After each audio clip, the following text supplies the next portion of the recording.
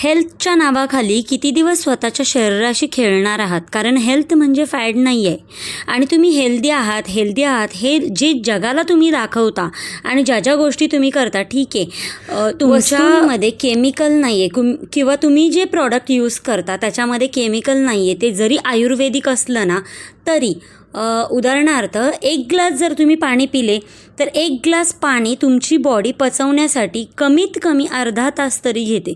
ते 1 ग्लास पाणी पचण्यासाठी तुमच्या शरीराला अर्धा तास वेळ द्यावा लागतो, त्यावेळेला ते पाणी पचतं.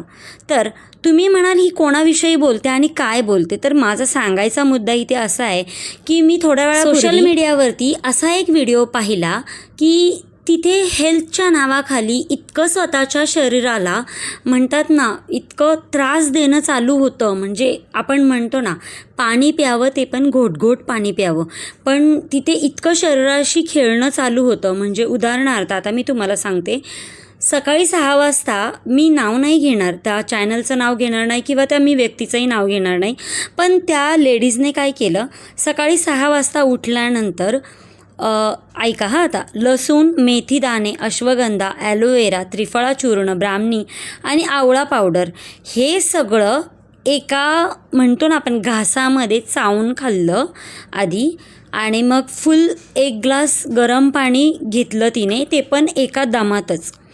त्यानंतर ढेकर देत असं नाही की तुम्ही म्हणाल नाही तिने अर्ध्या तासाने व्हिडिओ बनवले असतील किंवा काय, नाही, ढेकर देतच अजिबात व्हिडिओमध्ये कुठेच कट नव्हता. तर तिने पूर्ण 1 ग्लास भरून पाणी पिलं. पाणी पिल्यानंतर तिने असंही बोललं की हा दुसरा डोस आहे आता माझा. आता तिच्या दुसऱ्या डोसमध्ये तूप, ब्लॅक सीड्स, लिंबू, म्हणजे हे समजून केलं आहे. म्हणजे व्हिटॅमिन सीची टॅबलेट वगैरे ते पण ढेकर देत जिरं, ओवा, बडीशेप प्लस शिलाजीत, बीटरूट ज्यूस आणि ड्रायफ्रूट्स विथ कॉलेजन पावडरसोबत.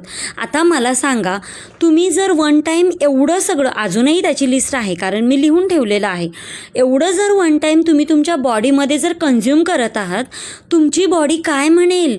म्हणजे विचार करा ना, लसूण हा गरम असतो, मेथीदाणे, अश्वगंधा, ॲलोवेरा, त्रिफळा चूर्ण, म्हणजे हे सगळं तुमच्या बॉडीमध्ये तुम्ही वन टाईम जर कन्झ्युम केलं, तुमच्या बॉडीत पोटामध्ये पूर्ण त्याची भेळ होऊन जाणार ना.